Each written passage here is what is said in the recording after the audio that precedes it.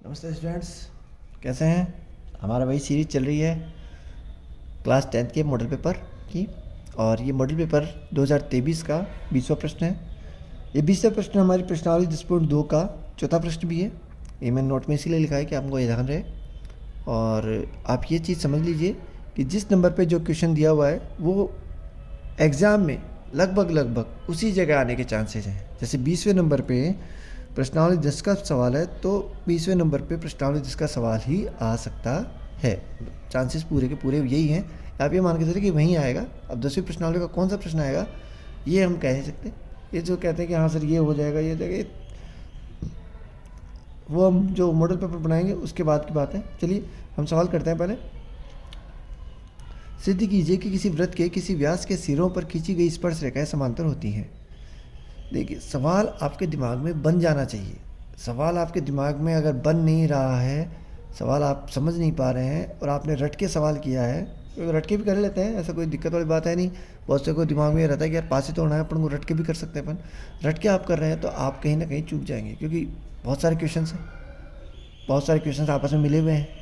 तो रटने के बजाय आप सवाल को समझें। देखिए सवाल क्या कर रहा है, सिद्ध करना है कि किसी व्रत के, जैसे उसने व्रत बोला आप व्रत बना लीजिए, व्रत बना लिया, के किसी व्यास खींच दीजिए, के सिरों पर, के उसके सिरे हैं दो, सिरों पर खींची गई स्पर्श रेखाएं खींच दिए दो, और देखिए कि वो समांतर होती हैं। तो समांतर आपको ये प्रूव करना है कि ये दोनों समांतर हैं।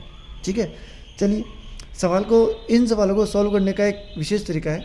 क्या तरीका है कि आपको पहले लिखना होगा दिया गया है में जो उन्होंने सवाल में दिया है वो चीज़ आपको लिखनी है। क्या दिया हुआ दिए, उसने कहा है किसी व्रत के, तो आप उस व्रत को अपन बना रहे हैं तो हम उसको लिखेंगे कि एक व्रत जिसका केंद्र वो है तथा व्यास ए बी है। यही बात उन्होंने कही है, किसी व्रत के किसी व्यास। ठीक है, और क्या बताया उन्होंने कि उसके सिरों पर जो स्पर्श रेखाएं हैं, तो हम लिखेंगे उसके सिरों पर ए और बी है ना, उसके सिरे, तो हम लिख लेंगे एल तथा एम बिंदु ए और बी पर स्पर्श रेखाएं हैं। ठीक है, ये बात उन्होंने कही है। सिद्ध क्या करना है, जो आगे लाइन है वो स्पर्श रेखाएं समांतर होती हैं, तो लिखेंगे सिद्ध करना है। गणित की भाषा में एल समांतर एम, ये समांतर का निशान हो गया। अब आगे उपपत्ति, जब हम सिद्ध करते हैं कि क्या क्या हम कर रहे हैं सिद्ध करने के लिए, उसको हम कहेंगे उपपत्ति। तो उपपत्ति लिखा हमने, उपपत्ति क्या लिखा, ओ ए त्रिज्या है और एल वृत्त पर स्पर्श रेखा है, और एल वृत्त पर स्पर्श रेखा है ये वाली। हम जानते हैं कि कोण ए बराबर 90 डिग्री।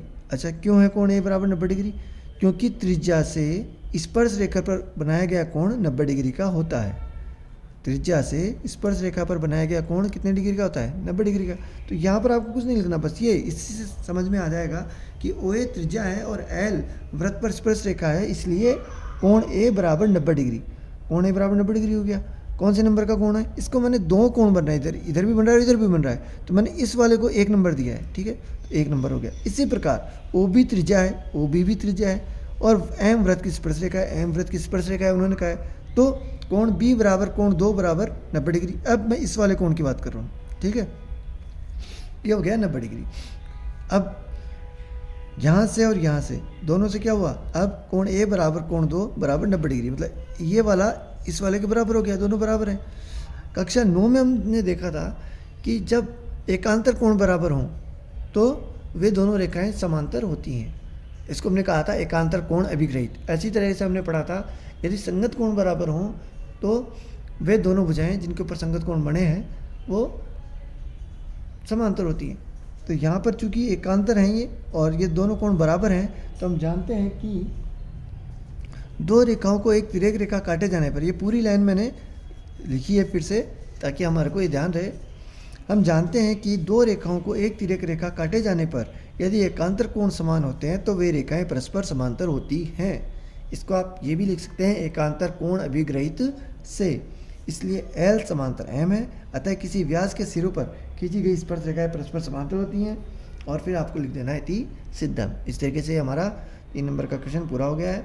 तो आप अच्छे से सवालों को करें और अच्छे से अच्छे नंबर लेकर आएँ। फिर मिलेंगे नेक्स्ट वीडियो में। चैनल को सब्सक्राइब करें और वीडियो को लाइक करें। Thank you.